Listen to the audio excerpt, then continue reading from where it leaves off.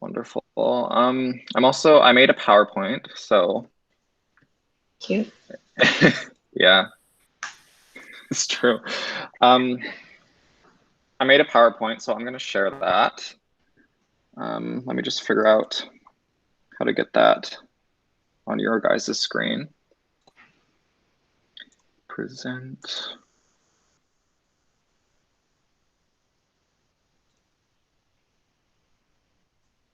All right. So you can see the PowerPoint, right? We're not looking at our faces.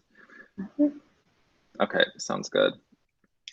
So, yeah, so I wanted to have this meeting because the farm committee is very unique in that, unlike other committees, all this committee has a rotating chair, which means that everyone will have an opportunity to act in the capacity as of a chair.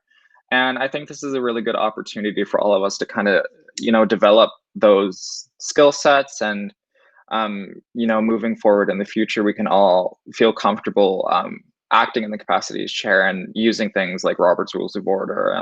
And we all feel comfortable using those methods of meetings. So, as an overview of some of the things I wanted to go over today, around the duties of the chair, kind of include three sections.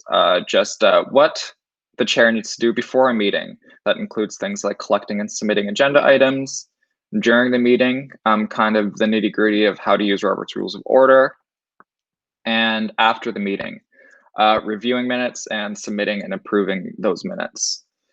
Um, if you have any questions at any point, just literally interrupt. You don't need to type in the chat because I have three separate monitors on my desk right now, and it's hard for me to keep looking.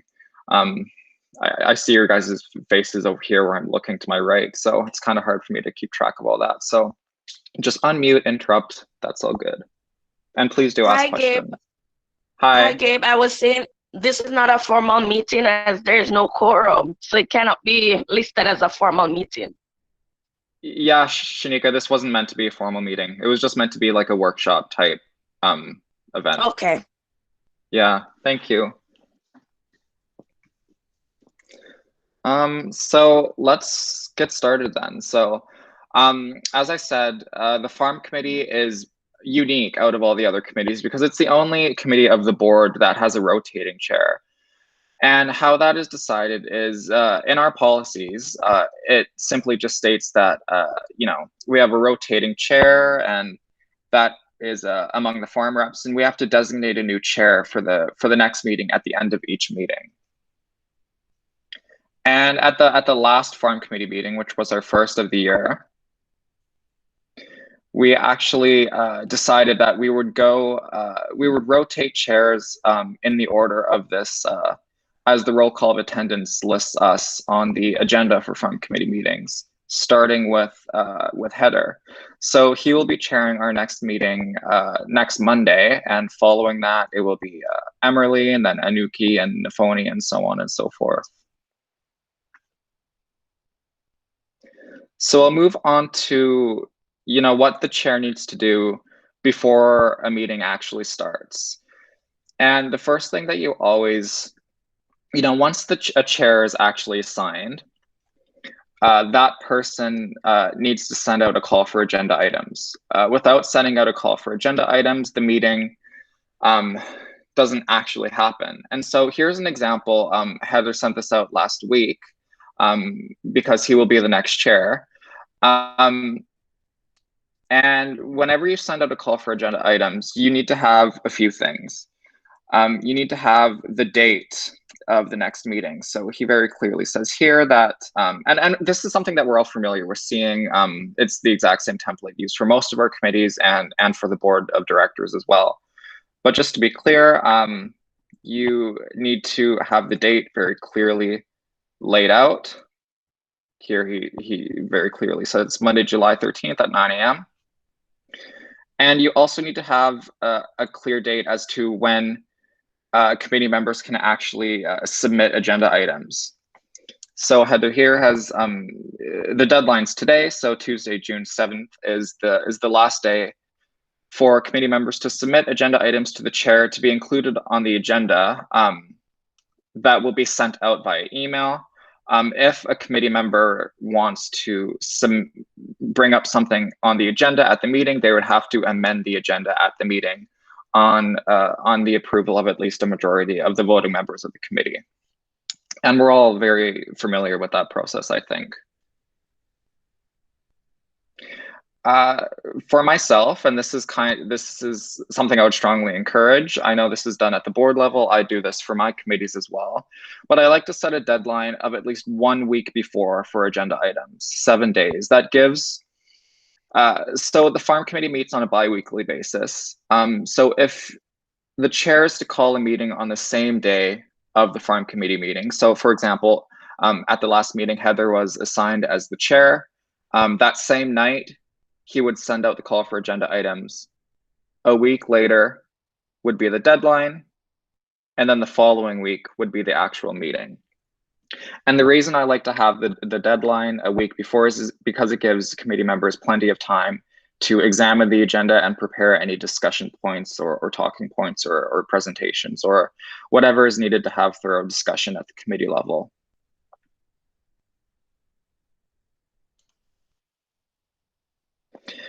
As part of the call for agenda items, your duty as chair is to collect agenda items that are submitted to you, and keep those stored in a separate document until you need to, compile that into an agenda. And so what I like to do is I just keep my, you can do this in a Word document, you can do this on OneNote, you can do this on Google Drive, however is comfortable with you. But I like to keep my my agenda items in OneNote and kind of just lay out the format of the agenda. So you can see here, I just lay out the different sections of the agenda and include things like regrets, any emotions that would go under new business, and what discussion items I want to include. This is kind of my personal notes from the last farm committee meeting that I chaired, and this is how I decided to format the agenda. And as chair, of course, you're the one who controls the agenda, so remembering that.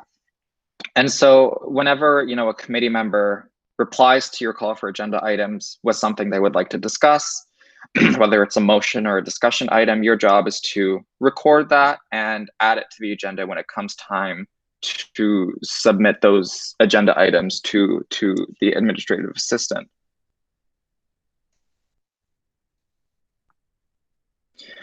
And so once the agenda item deadline has passed, and you've laid out the agenda in your own personal notes the way you would like to, it's time to submit those agenda items to the admin assistant. And I'll show you what's happening here in this email. Usually all you need to do is just send an email to admin.assistant@sfss.ca and say something very simple like, here are the agenda items for the next farm meeting. Please let me know if you have any questions, and then copy and paste the agenda items as you had laid out in your personal notes. And once you've done that, the admin assistant will create the agenda, send you the draft agenda, and ask for your approval, make sure everything looks good. And then once you give the approval, yeah, the draft agenda looks great, then that finalized agenda will be sent to the committee. And is there any questions so far? I have a question. Sure. Do we just email Kristen to make a committee mailing list? Oh yeah, so there's How do we get that started? There's already a committee mailing list. So it's farm@sfss.ca. I think, hold on a second. But I guess more my question is that something like we specifically have to go ahead and request? I'm not sure I understand the question, sorry. For example, I'm thinking BIPOC committee that was established later. Oh, yeah. Yeah, like. So I think for something like BIPOC committee, because it's a new committee, you might have to, I think you would have to email Well, I keep saying Kristen, but Kristen's not here anymore, I don't think. But yeah, you would have to send our admin assistants an email and get a mailing list set up for BIPOC committee. Did I answer your question? Sorry. Okay, sounds good. Thanks. Cool. We're all feeling good. I can keep going. That's good. And so we'll move on to, what are the duties of the chair during the actual meeting? And this really just comes down to using Robert's Rules of Order.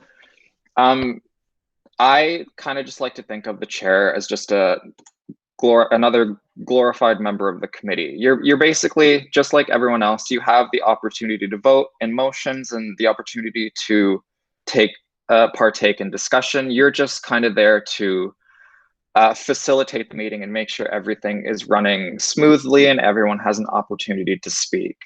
And of course, individuals can't actually speak to a discussion item or a motion without being recognized by the chair first. And so in order to keep meetings running smoothly, the chair always has to follow an agenda, the agenda as set out by the chair.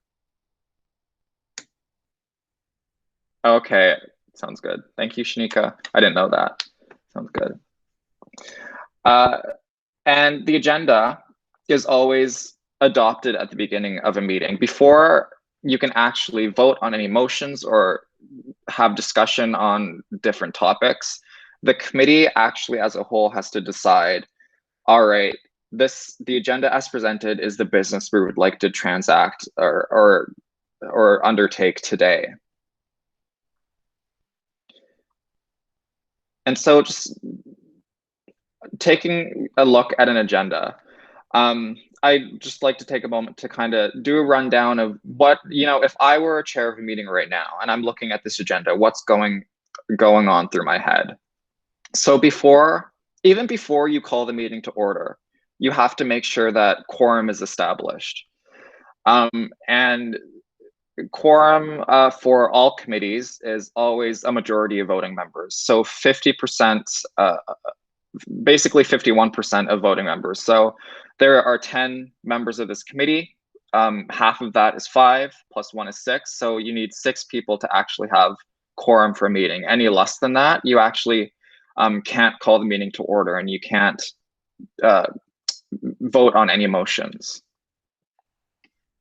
But once you do have quorum, you can go ahead and call the meeting to order. So the first thing is you need to call the meeting to order and you actually need to announce the time. So if this were a meeting, I would say, okay, hi everyone, good morning. I'm going to call this meeting to order at 9:23 a.m. And before you do anything, like even before you introduce yourself, always do a territorial acknowledgement to recognize the lands that, we're privileged to work on. And once you've done a territorial acknowledgement, you would move into the roll call of attendance. And again, we're very familiar with this, I think, everyone here, but always, always, always go through everyone's names, pronouns, and access needs. It's never a good habit to get into, for things like committees and the board, it's very easy to want to skip names, pronouns, and access needs because we're all very familiar with each other. However, things like pronouns change, things like access needs change, and especially for guests who are attending the meeting, everyone really needs to be aware of all those factors to make sure that we're all able to experience the meeting comfortably. And so that roll call of attendance, usually at the board level, we usually only do this for the board members and society staff. However, at the committee level, if you have any guests, any students, it's important to ask our guests their name, pronouns, and access needs as well. The next thing is either the ratification of regrets or the adoption of the agenda. This agenda that I have here on your screen right now is from the last farm committee meeting, and I just wanted to use that as an example. But usually the adoption of the agenda comes first. Sometimes regrets come before that. It doesn't really matter. But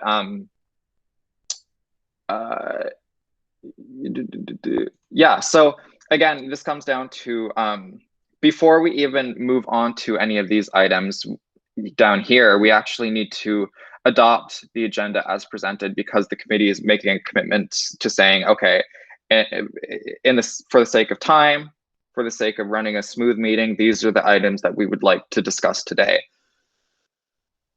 And of course, this is the opportunity for people to make amendments to the agenda as well. So I'm going to go through that in a little bit. And when it comes to motions, besides the adoption of the agenda and regrets, all other motions usually come under the section of new business, because motions are business that the committee would like to undertake.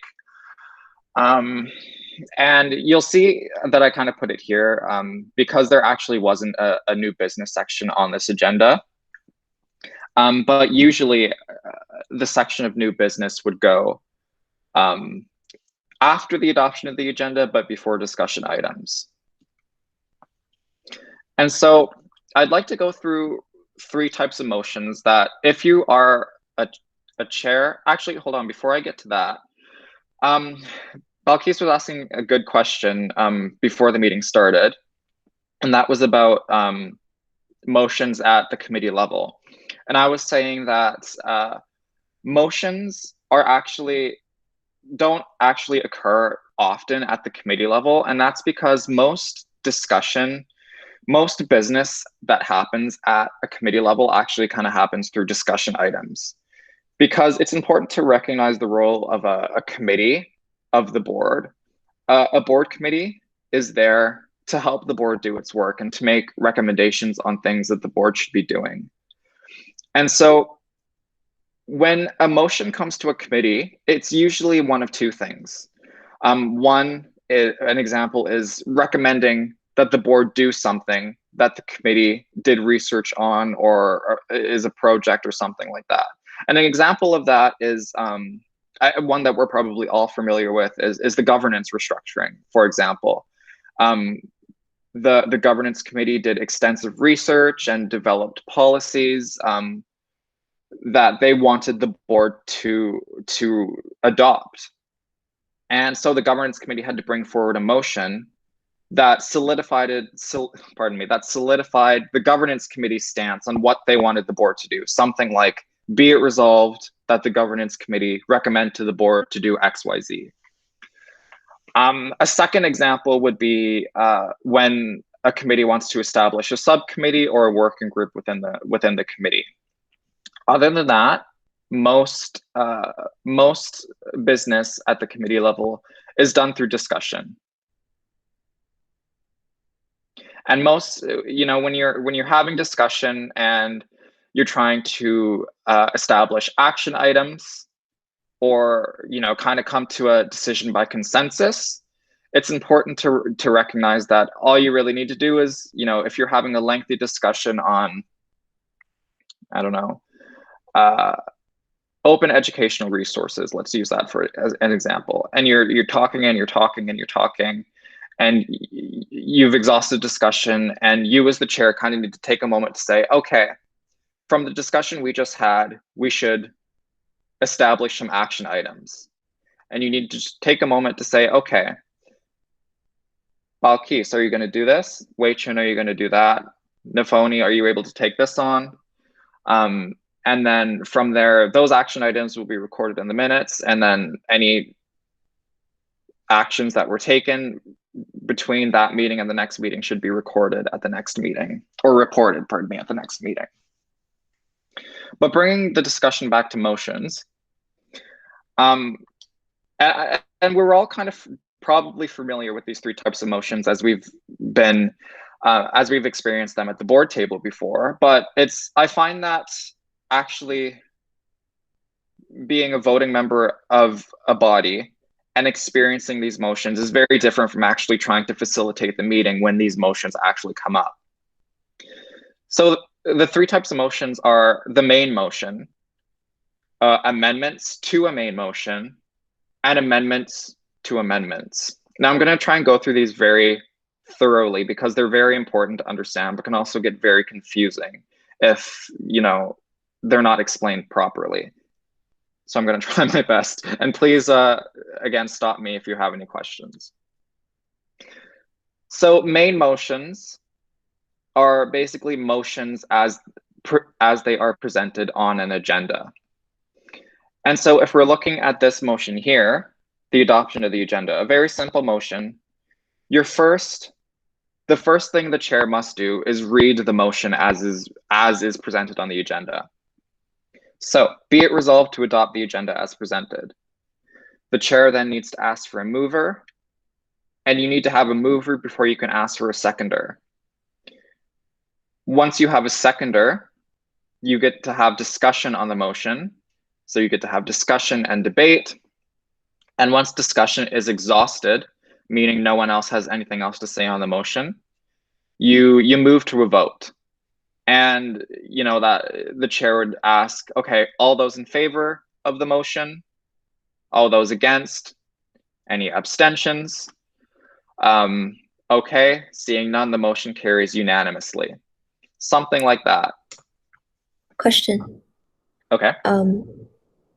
Can the chair move something? Yes, if the chair is a voting member of the committee, the chair can move motions, the chair can second motions, and they can also vote on a motion as well. Because that's what you have to do if you're like amending stuff, right? Yeah, exactly. And that often comes up.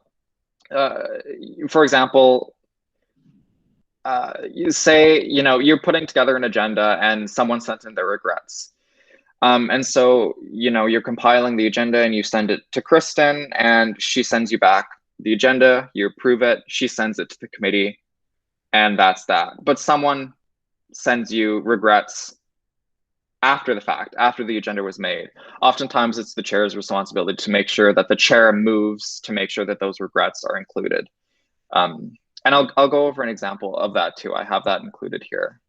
But that's a very good thing to mention, is that the chair, as a voting member of the committee, has the ability to move, second, and vote in motions. There's no, unless, you know, dictated in policies, which isn't for the board, you don't have to be impartial, is basically what to take out of that. And so moving on to the second type of motion is amendments to the main motion.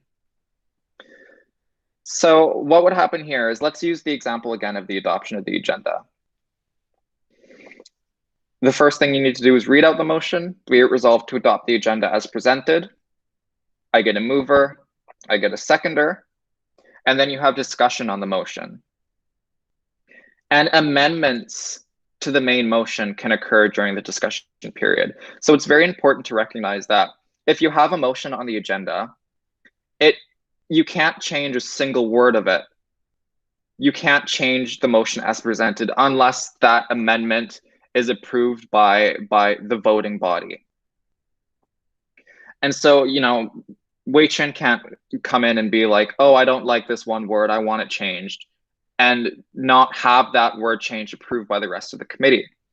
So, but the important thing is, amendments can be brought forward by any member of the committee.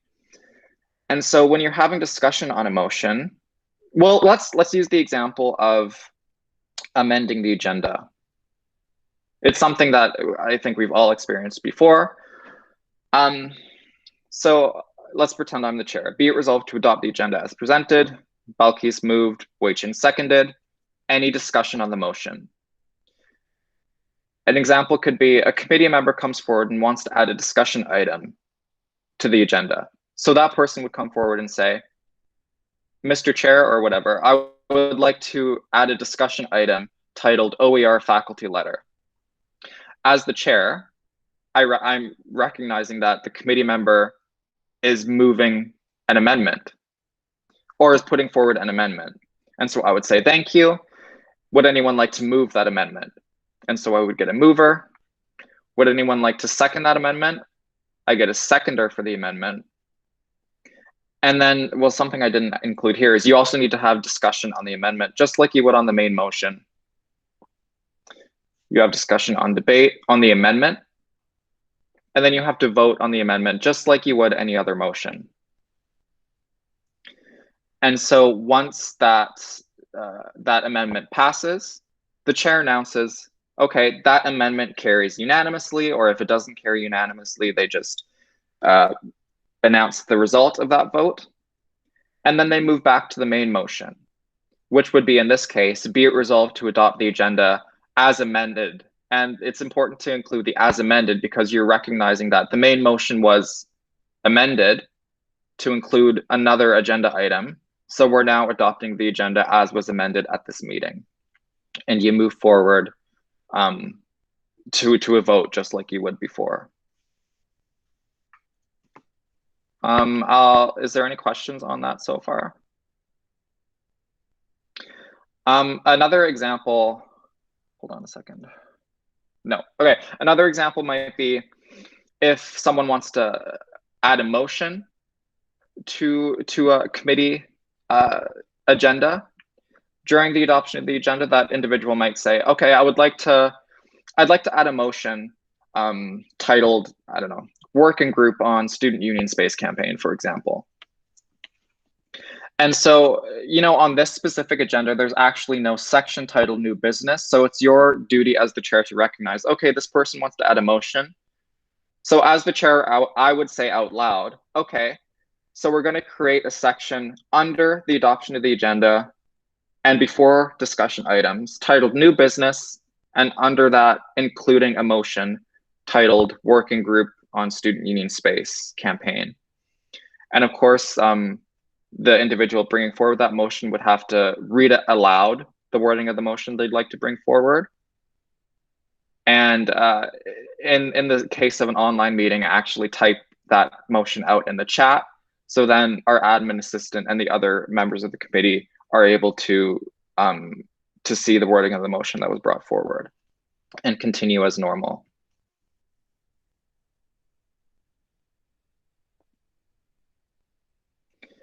And so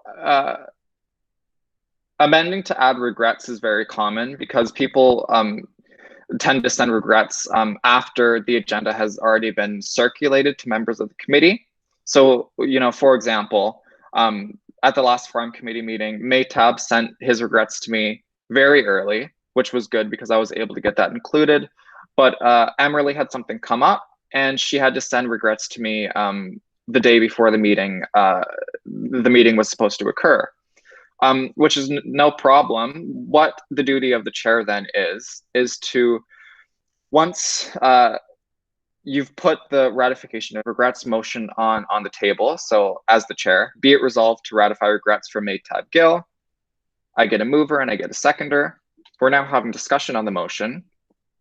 And as the chair, I think as Balkis was asking before, I can say, okay, I move to amend the motion to include regrets from Emerly. And then because I'm moving, all I need to do is ask for a seconder. So Wei-Chun seconds. And then I must ask if there's any discussion. And then we vote on the amendment again. All those in favor of the amendment. The chair would announce whether that amendment carried, and then we go back to the main motion. So I would read the main motion again as was amended, which would read, be it resolved to ratify regrets for Maytab Gill and Emerly Liu. And then once we vote on that, the chair must announce, okay, that motion carried as amended unanimously.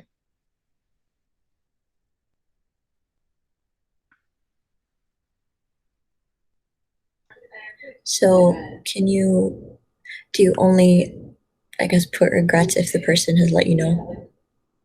Yes. Like even if they missed, yeah, if they're missing but they don't let you know, you don't ratify the regrets. Yeah, you should only add regrets to the agenda if someone explicitly told you, I'm not going to be at this meeting.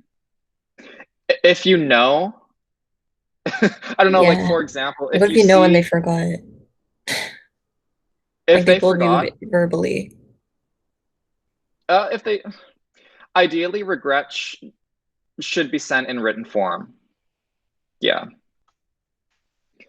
And sometimes that happens where, you know, maybe you're running past someone in the board office and they say, oh yeah, something's come up and I'm unable to meet. If that happens, you should just tell them, okay, can you please send me written regrets, like via email. If you're unable to do that, and you really shouldn't encourage this, but if they've told you, actually, no, I'm not even, it always should be written, to be honest. It should never be verbal regrets. And the committee can choose not to ratify the regret as well, right? Yes, they can if you know, an excuse is deemed not to be valid for missing, you know, something as important as a committee meeting. I have never experienced someone's regrets not being ratified, but yeah, it's a possibility. The committee can choose not to, because what happens is for a committee and even the board, if you miss more than 2 consecutive meetings without sending in regrets to the chair, you get the boot.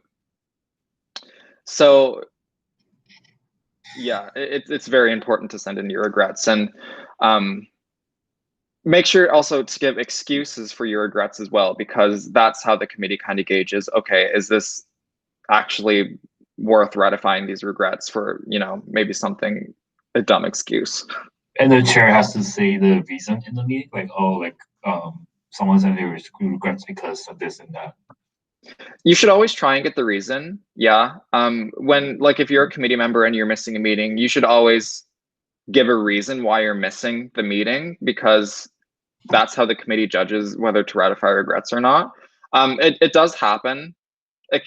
Like it's happened to me before, where people just don't tell me the reason. They say, I'm unable to attend today's meeting, my apologies. And I'll ask, you know, can you give me a reason, just so we can record that down? But, you know, of course they're not obliged to. They should, but yeah. Cool. And so motions are, it's very, I talked about the 3 types of motions. I went through the first one, which was a main motion, and the second one, which was an amendment to the main motion. And so we kind of understand here that this is a hierarchy of motions. An amendment to the motion, to have an amendment, you need to have a main motion. And a main motion can only be changed if an amendment is voted on by the committee. And so, you know, you have a main motion and someone brings forward an amendment. Once you pass an amendment, you have to go back to the main motion and vote on that as was just amended. Now, I think most of us here feel comfortable with that. I'm going to take it to another level. And it's important to recognize that you can also have amendments to an amendment. Now, just to preface this, this is almost never going to happen at the committee level, but it's not impossible. And if I'm being honest, I've only experienced a situation where an amendment to an amendment has occurred maybe once or twice. It's not common, but it's possible, and it's important to know how to handle those situations if it does actually come up. And so I'm gonna try and run you through an example of a motion that I voted on that had this, that I was chair of that meeting where this happened, and an amendment to the amendment had to occur. And this was when I was chair of council. And so there was, it's not important what the motion was. It was around the fall kickoff and whether the council wanted the board to do an audit or not. And so this isn't the exact motion. I just kind of, this is off of memory here. So I didn't actually go back and find the exact wording of the motion. However, if we're looking at this right now, the main motion reads, be it resolved that council recommends to the board to conduct an internal audit of the fall kickoff. The motion would be moved and seconded. We would have discussion on the motion. And at this particular meeting, we had discussion, people were debating, and then the topic of how much the audit cost came up. And all of a sudden, as soon as the topic of how much it cost came up, people were like, oh my goodness, what? No, I didn't realize it was that expensive. Is that actually, you know, fiscally responsible of the board to spend that much money on an audit of an event that already occurred. So people were starting to doubt whether they actually wanted to recommend to the board to conduct that audit. But the thing is, you can't change a main motion unless someone moves an amendment. And so what happened was somebody moved an amendment. A committee member came forward and said, yeah, I would actually like to move to strike the original motion and replace it with the following wording. Be it resolved that council recommend to the board not to do an audit of the fall kickoff and instead work with the board to ensure future large-scale events have better planning. And so it's an amendment. As chair, I would need a seconder. And once you have a seconder, you can have discussion on the amendment. And so recognizing that this amendment is kind of the council trying to pivot because it would like to take this motion in a different direction. So we had discussion, we're discussing the amendment, we're having debate, and somebody says, you know what, I don't think the word planning here is actually what we're trying to get across. I think that planning is too broad. I think we need to narrow that down. What does planning actually entail? So now someone was talking about the wording of the amendment, and they wanted to change that wording. So just like how I said, a motion cannot be changed unless it is voted on by the body. And the amendment here is a motion. So in order to change that, somebody said, okay, I'd like to move to amend the amendment to change the word,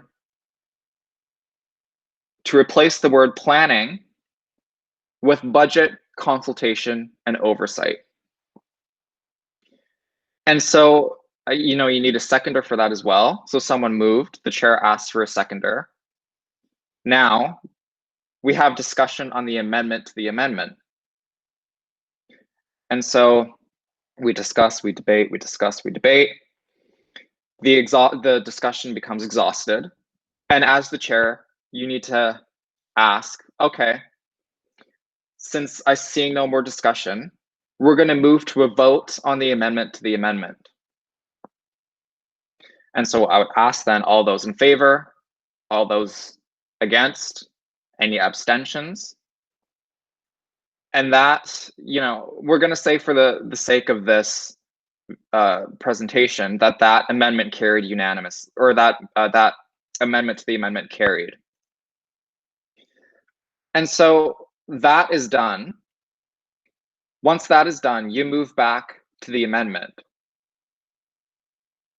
So recognizing again that this is a hierarchy of motions, once you finish one, you have to go back up to the other. So again, recognizing that we changed the word planning to budget, consultation, and oversight because that's what the body voted on. And so we move back to the amendment as amended. And so the chair again would ask, okay, is there any discussion on the amendment after we've done that, after that change? We have discussion, we have debate, we have discussion, we have debate. Discussion is exhausted. We need to move to a vote. All those in favor, all those opposed, all those against. Again, we're going to say for the sake of this presentation that carried. And so again, now that amendment is carried, we move back to the main motion. And the main motion has been amended because it's undergone this whole process of amendments. And so following all the amendments that have been made, we need to have discussion on the main motion as it is right now. So because of the series of amendments we made, the motion now reads, be it resolved that council recommend to the board not to do an audit of the fall kickoff and instead work with the board to ensure future large-scale events have better budgeting, consultation, and oversight. And again, you have discussion and debate, discussion and debate. Discussion is exhausted. You move to a vote. And let's say the motion carries for the sake of this presentation. That motion is carried as amended. And if it's unanimous, you announce that. If it's not unanimous, you just don't include the word unanimous. But it's important to announce that it carried as amended.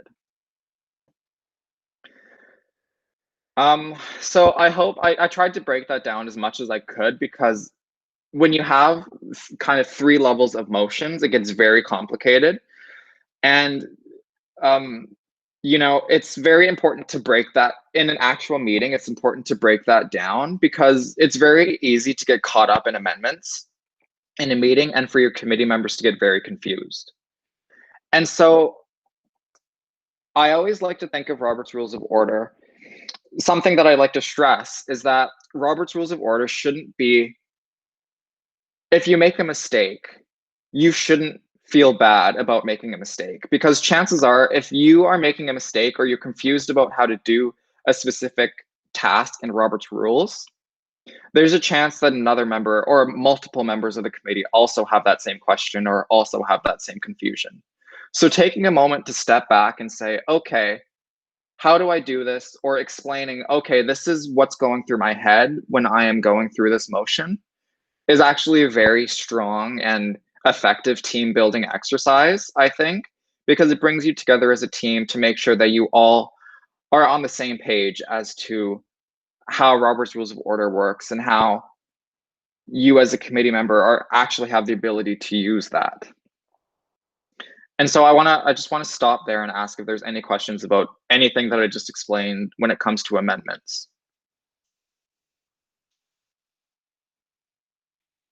No? Okay. And again, I'm just gonna, what I said at the beginning of this series of amendments is that at the committee level, this is very, very rare. Like, first of all, you hardly ever have motions at the committee level, just to start off. But to have this many amendments at the committee level is very rare. You'll only really come across this probably at the board table. But it's important to understand how to do that, again, in the off chance that this does happen. Is the admin assistant like familiar with it, so we can ask if something like this happens?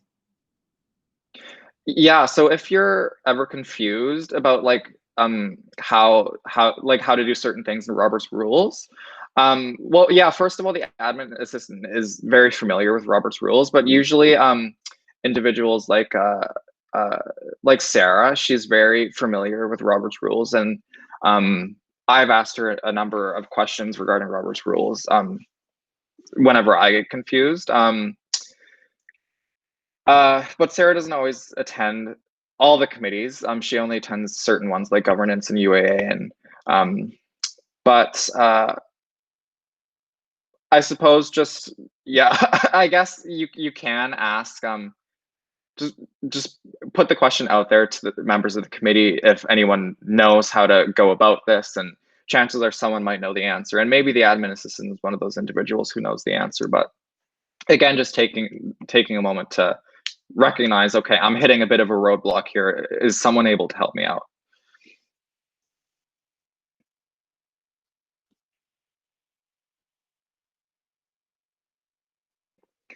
And so there's a few other types of motions that you should be familiar with.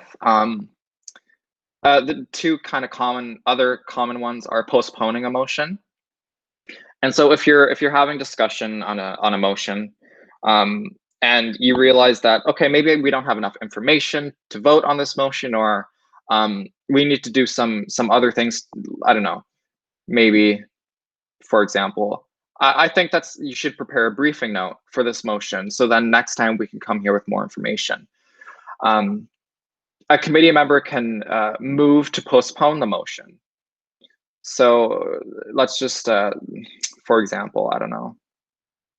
Well, we don't need an example. Let's say we're debating a motion, and all you need to do as a committee member is to say, or the chair even can say, okay, I move to postpone the motion until the next meeting. I've underlined next meeting here because you just need to make it very clear when you're postponing it to. You can say, be it resolved to postpone the motion until further notice, be it resolved to postpone the motion until a specific date. You can do be it resolved to postpone the motion indefinitely, which actually effectively kills the motion, meaning you can't bring it back to vote on unless it's in a different form, which is actually very highly unrecommended from my view. And again, you need a seconder for that motion, and then once it's voted on, and if the committee decides to postpone the motion, you just move on. It's not the same as an amendment where you would need to go back to the main motion. Once you vote on postponing a motion, it's postponed and you move on. And as the chair, actually, for example, if you postpone a motion until the next meeting, as the chair, you need to make sure that that motion actually makes it onto the next agenda.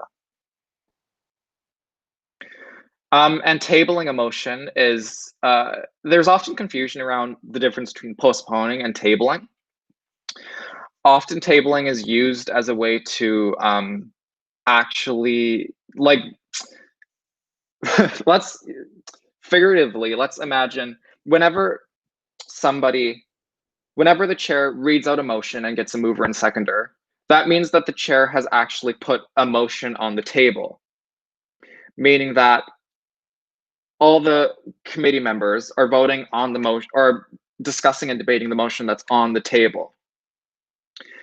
But I don't know, for example, if the motion was brought forward by a specific committee member and they're not there, maybe they're late, but going in the sequence of the agenda, this is the motion that we have to talk about right now.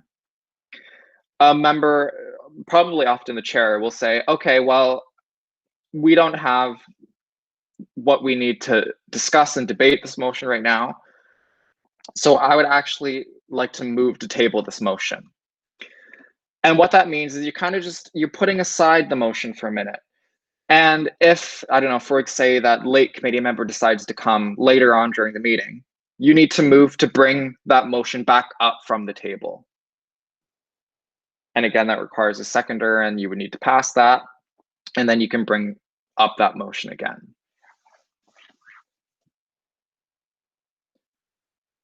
Is there any questions on that? Cool. So let's return back to our agenda for a minute after kind of doing a little Robert's Rules tutorial. So we've gone through, the call of order, territorial acknowledgement, roll call, regrets, the agenda. We would go through any new business if we had any. At this specific meeting, which was the last farm committee meeting, we didn't, so we're just going to ignore that. We would go through our discussion items. And of course, you just go through the discussion items as is ordered, as is listed in order, pardon me. And again, as I said, discussion items are the most common form of business being done at the committee level, because it's where a lot of the work gets done, and a lot of the heavy discussion around board business actually occurs at the committee level, which is why discussion items are so common. So you move through those. Updates, as presented here on the agenda, is just another type of discussion item, but it's labeled under a different section to make it easier for the readers of the agenda to look at. And I do this at my University and Academic Affairs Committee meetings. I have updates, and under the updates section, I have different reports from different committees that people sit on. For example, Asib and I give reports to the UAE committee on what happens at the Joint Operations Group. Samad gives updates on what happened at the COVID-19 coalition.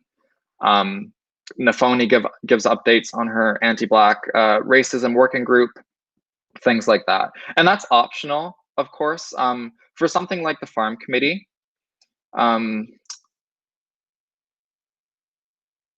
Yeah, of course, I'll update this to Google Drive and share it, probably with the board too. Yeah. So something like updates is important at the farm committee, I think, and we did this at the last meeting, to do kind of a round table on what each farm rep is actually working on, ongoing projects. And I found it quite helpful to have that update item on the agenda. So that's something that I think should continue, hopefully. Typically, you should have a section titled announcements, just announcing when the next farm committee meeting is, to have that recorded in the minutes. And of course, this is the section where you would decide on the next chair. And then you would adjourn the meeting. And so we're getting close to finishing, but I'll just ask if there's any questions around what the duties of the chair are during an actual meeting. All right, sounds good. So we'll go into after the meeting, and there's a few, I'll try and go over, it's a bit different because there's a rotating chair for farm committee. So I'll kind of go over what the duties of the chair are for a normal committee. For example, like Balkis is the chair of the BIPOC committee. I'll go over what her duties would be as chair of BIPOC, but also from the perspective of a rotating chair. So after the meeting, your job is to review the draft minutes from that meeting. So the admin assistant will always, whoever chaired the meeting, the admin assistant will send you an email with the draft minutes, basically just saying, hey, check out the draft minutes from the last meeting. Please let me know if anything needs to be changed. Because as chair, you're the one who is most familiar with what happened at that meeting.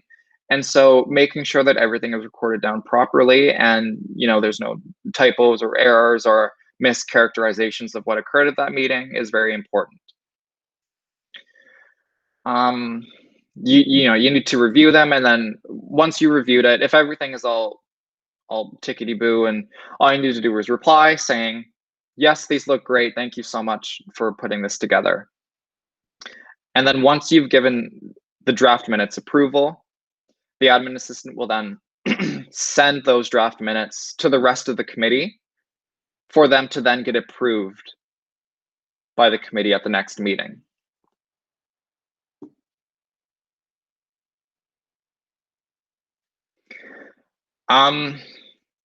Once, at every committee and board meeting, I think we're all familiar with how we have to receive the minutes. Be it resolved to receive and file the following meeting minutes from this meeting or that meeting. Once that happens at the committee level, so once the committee has received, filed, and approved the minutes from the last committee meeting, whoever chaired that meeting needs to also send those minutes to the chair of the board, so Asib. And then the minutes need to be approved by the board, because once they're approved by the board, that's when the minutes get posted on the website so our members can go and, for transparency's sake, see what transacted at our meetings. And so again, all you need to do, this is an example of an email I sent regarding my UAA and governance committee meeting minutes. All you need to do is just say, hey, Asib, please see the attached committee minutes for board approval. And then those will get put on the next board meeting agenda. And that is the end of everything that I have to say in terms of what the duties of the chair are before, during, and after the meeting. And I hope that this was very helpful and informative, and I tried to break it down as much as I could, and I hope I didn't miss anything, but I'll ask if there's any questions and any final thoughts or concluding statements. That was pretty informative. Thank you. Awesome. Cool. And did you see my message, Rachel? Can you pin this in the Discord resource channel? How do I pin this? You mean the video? No, when Gabe uploads it to Drive. Yeah. Okay. Yeah. Shanika, from your point of view, is there anything that I missed maybe, or is important for people to understand when acting as a committee chair?